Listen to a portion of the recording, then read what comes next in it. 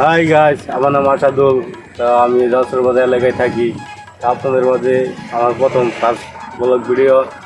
প্রতিটি জিনিস নিয়ে আপনাদের দেখাচ্ছি। তো ভিডিওটা ভালো লাগলে অবশ্যই আমার চ্যানেলটা সাবস্ক্রাইব করে দিবেন, লাইক কমেন্ট দিয়ে সাথে থাকবে। সবাইকে ধন্যবাদ। আসসালামু আলাইকুম।